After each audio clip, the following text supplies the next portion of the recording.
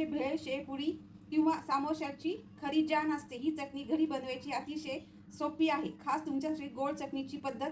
चला तर मग साहित्य पाहूया. साधा गूळ घेतला आहे बारीक चिरून, तो पावशेर घेतला आहे. अर्धी वाटी चिंच घेतली आहे आणि 125 ग्रॅम खजूर घेतले. खजूरमधल्या अशा बिया काढून घ्यायच्या आहे. तुम्ही बघू शकता, ते एका साईडला काढून टाकायचे आहे. साधं मीठ, काळं मीठ, चाट मसाला, लाल तिखट, जिरं पावडर, हे पाची मी 1 चमचा घेतला आहे छोटा. बघू शकता मी खजूरची बी काढली आहे. सगळ्यात अगोदर मी आधी खजूर धुवून घेतलं आहे आणि आता खजूरची बी काढली आहे.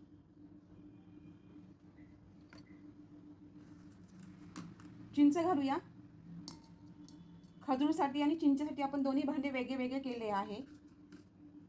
आता आपल्याला याच्यात गरम पाणी घालायचं आहे. ऑलरेडी मी गरम पाणी केलं आहे, ते घालूया.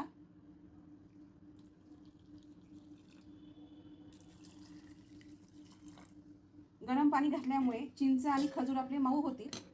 आता हे झाकण ठेवून 1 तास साईडला ठेवूया. तुम्ही बघू शकता आपले 1 तास झाले. आपण झाकण काढूया.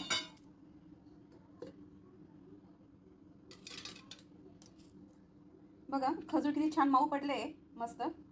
गरम पाणी घातल्यामुळे ते खजूर मऊ पडले. तसंच चिंच पण मऊ पडली आहे छान. चिंचेमधला चिंचुकडा काढला आहे, त्याची बी आणि चिंच जे कचरा असतो तो पण काढून टाकला. आणि त्याच्यानंतर मग आपण गरम पाणी घातलं आहे. एक मिक्सरचं भांडं घेतलं आहे. आपल्याला खजूर घालायचं आहे. खजूरमधलं पाणी आता थंड झालं आहे, ते सगळं पाणी घालायचं आहे त्याच्यात आणि खजूर पण घालायचे. खजूर अशी बारीक करायची, आपल्याला बारीक पेस्ट करायची आहे. सगळे घालायचे. खजूर घातल्यामुळे ना चटणी छान येते आणि बॅलन्स राहतो गोड आंबटचा. आता ही चांगली बारीक करून घेऊया, आपण वाटून घेऊया. स्मूथ बेटर झालंय, एकदम पूर्ण बारीक झालंय सगळं. एक बाउल घेतलंय, त्याच्यात चाळणी ठेवली आहे. आता आपल्याला चिंच घालायची आहे.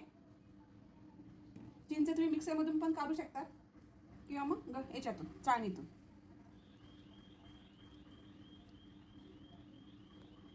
आपल्याला मॅश करायची, ती अशी दाबायची आहे.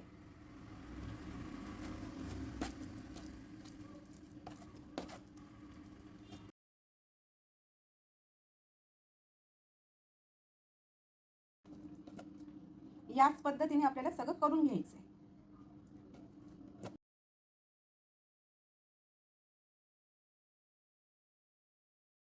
एक कढई घेतली आहे. कढईमध्ये खजुराची प्युरी,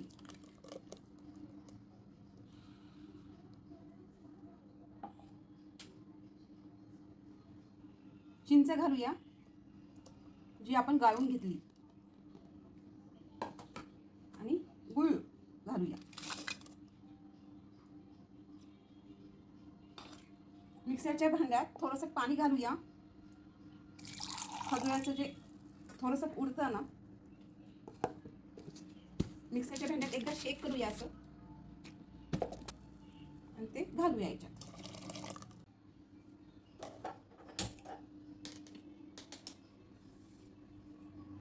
गॅस चालू केलाय आपण. त्याच्यावरती जे मिश्रण घेतलंय आपण कढईमध्ये, चिंच, खजूर,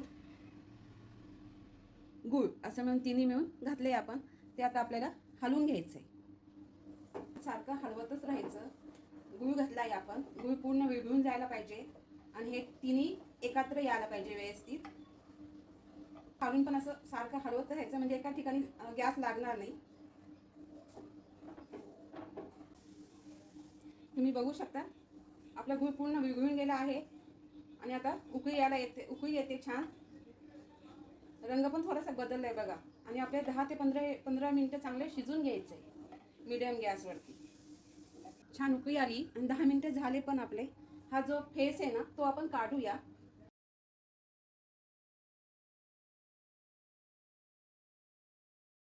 हा फेस आहे, हा तो आपल्याला काढून टाकायचा आहे. त्याच्यामुळे आपली चटणी शायनिंग येईल मस्तपैकी. तो कचरा असतो ते काढून टाकावा लागतो. तुम्ही बघू शकता आपले 20 मिनिटं झाले. चटणी बघा असा घट्टपणा आला आहे. चाट मसाला घालूया, काळं मीठ, लाल तिखट 1 चमचा, 1 चमचा जिरे पावडर आणि साधं मीठ थोडं. हे आपण 5 मिनिटं शिजून घेऊया. जसं जसं आपली चटणी थंडगार होईल ना तर अजून ती दाटपणा येतो. हे मसाले घातले आपण, ते आपण शिजून घेऊया याच्यात. आपली चांगले 10 मिनिटं झाले. बघा चटणी छान झाली, घट्टपणा मस्त झाली आहे. आता या स्टेजला आपण गॅस बंद करूया. तुम्ही बघू शकता ही आपली चटणी एकदम घट्टपणा झाला आहे, अधिक घट्ट. चांगलं आपल्याला 40 मिनिटं लागले त्याला. आणि चांगली अशी घट्ट होऊस तर आपण चांगली शिजून घेतली आहे. हे बघा अशी सुंदर चटणी झाली आहे आपली. आणि अशी गोड आंबट अशी चटणी झाली आहे. गोड चटणी झाली ती आणि खायला एकदम यम्मी झाली आहे. ही चटणी आपल्या धपाटे, सामोसा, कचोरी, ढोकळा याच्यासोबत खूप छान लागते. चाटचे पदार्थ करायचे असेल त्याच्यावर दही भल्ला, दही वडे खूप सुंदर. आपण हे ना काचेच्या बरणीत किंवा मग फ्रीजमध्ये 6 महिने आरामशीर राहते. गोड चटणी घेताना बाटलीतून घ्यायचा असेल तर चमचा पूर्ण पुसून घ्यायचा आणि त्या चमच्याने आपल्याला ती चटणी काढायची. अशाने आपली चटणी पूर्ण खराब होत नाही. एवढी काळजी करा. आणि ही आता आपल्याला एका बाटलीत भरून ठेवायची आहे. लागेल त्यावेळेस आपण ही चटणी खाऊ शकतो.